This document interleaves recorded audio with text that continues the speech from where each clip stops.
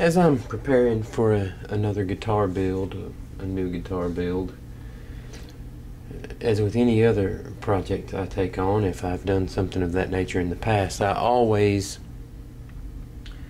try to refer back to earlier models so I can see what I did wrong and revisit any mistakes I made so as to not make them again in the new build. I do this especially if it's been any length of time between the current project and the most previous one. As I was preparing for my new guitar build, I found this guy, which was one of the first necks I ever carved. It was kind of an ambitious project, really. I felled this walnut tree myself. The neck is made of walnut. It's unfinished, obviously, because it went south on me. The truss rod rattled. The wood had a bit of a twist in it. I didn't cure it properly, as you would expect, since I'm the one who cut the tree.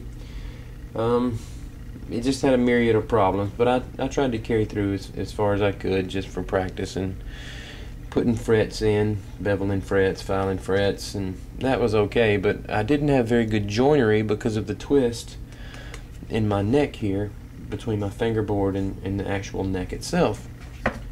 So the fingerboard never was on really well. But when I grabbed this up, what intrigued me was that there was looseness by the fingerboard because it wasn't joined well. So I thought, I wonder what happens if I adjust the truss rod. And sure enough, when I adjusted the truss rod, up pops the fingerboard. A little trickier than that, mind you, but the glue popped. So I thought, well, you know, a lot of people don't understand about their truss rods and what the truss rod does and adjusting their truss rod. So, and here's the truss rod inside the neck. As you can see, I just missed my center line also on this neck, but like I said, it didn't go well from the start. Whenever anybody says to adjust your truss rod, they say small adjustments, no more than a quarter of a turn at a time, max. So I have to say, when this popped off, I thought, well, how much is a quarter of a turn? I know that it's not a great deal as far as the turn is concerned, but how much is a quarter of a turn? Well, you can see the truss rod screw here, and you can see that it's turned straight up.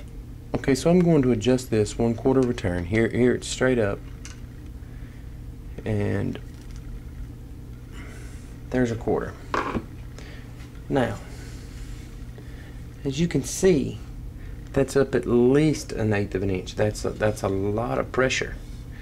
That's a lot of pressure on your neck. That's actually to straighten the neck out to give it backbone. If we adjust it a little more, that's barely over a quarter of a turn. That's not even a half turn, and you can see the top rod of the double action rod is already up out of the neck wood. So this is why they tell you to be careful when adjusting your truss rod, so you don't crack your neck, because a serious adjustment like that all at once on an older neck could easily crack that. Yeah, so if you're going to adjust your own truss rod, be careful with it, because it can be serious. Thanks for watching. If you like, subscribe. Thanks.